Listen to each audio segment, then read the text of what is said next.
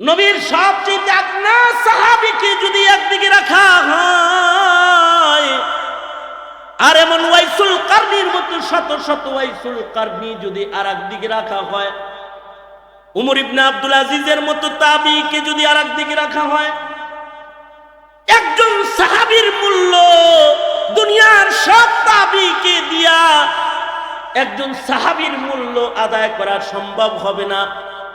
সাহাবীর আসল অর্জনটা কি? সাহাবীর আসল অর্জন হলো অনেক নামাজ, অনেক রোজা, অনেক সাদকা, অনেক খায়রাত না। সাহাবীর আসল অর্জন হলো ঈমানের সাথে রাসূল এক নজর দেখছে। এটা হলো তার জীবনের আসল অর্জন। নবী রাসূল আর কোনোদিন পৃথিবীতে আসবে না, কিন্তু নবীর নায়েবরা দুনিয়াতে জায়গায় জায়গায় বসবে। নবীরা আর কথা বলতে আসবে না, নবীর নায়েবরা কথা বলবে। কিয়ামত পর্যন্ত গরম বরদাস্ত করে তোমাদের মতো যারা আলেমের চেহারা দেখবে অথবা আলেমের সামনে বসবে, খোদার কসম যারা মোল্লা পছন্দ করে না, মৌলবীরে জঙ্গি বলে আটকাইতে যারা চায়, অমন ইমানদার লাখো কোটি এক জায়গায় করলে আশেকে উলামা একজন মুমিনের মূল্য দেওয়া সম্ভব হবে না। এটা হলো আলেমের সোহবতের দাম। আর আলেমের মুহাব্বতটা নবীজির মুহাব্বত, কারণ আলেমরা নায়েবে নবী।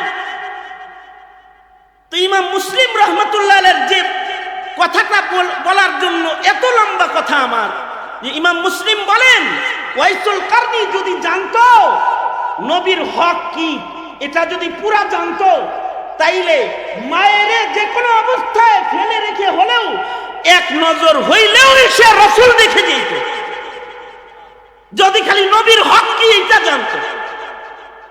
নবীর হক তো লা ইউমিনু আহাদুকুম হাত্তা আকুনা আহাব্বা ইলাইহি মিন ওয়ালিদিহি ওয়া ওয়ালাদিহি ওয়ান নাসি আজমাইন। নবীকে তো মায়ের চাইতে বেশি ভালোবাসতে হবে, বাবার চাইতে বেশি ভালোবাসতে হবে, এটা হলো নবীর হক। এইটা না বুঝার কারণে ওয়াইসুল কারনি মার খেদমত করতে পেরেছে, নবী দেখতে পারে নাই। জামানার মানুষ আমরাও ওয়াইসুল কারনির মতনই, আমরা নবীর মর্যাদা বুঝি না বিধায়ী নেতার হক আদায় করতে পারি, নবীর হক আদায় করতে আমরা পারি না, নবীর হক আদায় করতে পারি না। আমরা দলের হক আদায় করতে পারি, ধর্মের হক আদায় করতে পারি না। ভাই ও দোস্ত বুজুর্গ, নবীকে চিনো, নবীর হক আদায়কারী মুমিন হওয়ার চেষ্টা করো। লাখো কোটি উম্মত আর একজন নবীর হক আদায়কারী উম্মত, অনেক ব্যবধান, অনেক ব্যবধান। নবীর হক আদায়কারীর জিম্মাদার স্বয়ং আল্লাহ। নবীর হক আদায় করে কেউ যদি মইরাও যায় সে জান্নাতে চলে যায়। শুধুই মাত্র নবীর হক আদায়কারীর আমল নামার গুনাহ আল্লাহ মাফ করে তা না, নবীর হক যারা আদায় করে তাদের গায়ে নাপাক থাকলেও আল্লাহ ওটা ধৌত করে। যেমন হযরত হানজালা, হযরত হানজালাকে আসমানের পানি দিয়ে আল্লাহ গোসল দিয়েছেন, কারণ হযরত হানজালা নবীর হক আদায় করে। আর আমরা হলো দলের হক আদায়কারী, নেতার হক আদায়কারী, নবীকে অবমাননাকারীদের তালে তাল দেওয়া পার্টি আমরা, কাদিয়ানীর তালে তাল দেওয়া পার্টি, নাস্তিকের তালে তাল দেওয়া পার্টি হলো আমরা। রাজনীতি করতে যায় নবীর দুশমনদের সাথে তাল দাও, কাদিয়ানীদের সাথে তাল মিলাও, আবার ইমানদারের গুরুস্থানে কাফন পরে কবরে গিয়ে শুইতে চাও। এত সস্তা না, এত সস্তা না যে কবরে গিয়েই রাসূলকে চিনে ফেলবা, নবীকে দেখানো হবে। চিনবা না, চিনবা না, চিনবা না, সেদিন চিনবা না।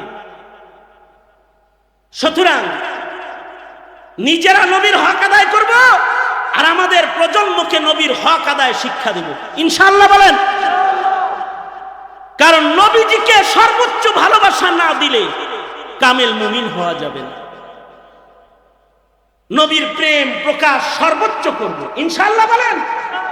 সুতরাং নবীর প্রেমে নাস্তিকদের বিরুদ্ধে, কাদিয়ানীদের বিরুদ্ধে কখনো যদি রক্ত দেওয়ার মাসআলা এসে যায়, জীবন দেওয়ার মাসআলা এসে যায়, জীবন দিতে রাজি থাকবেন তো ইনশাআল্লাহ? আল্লাহ তাআলা কবুল মঞ্জুর করুন।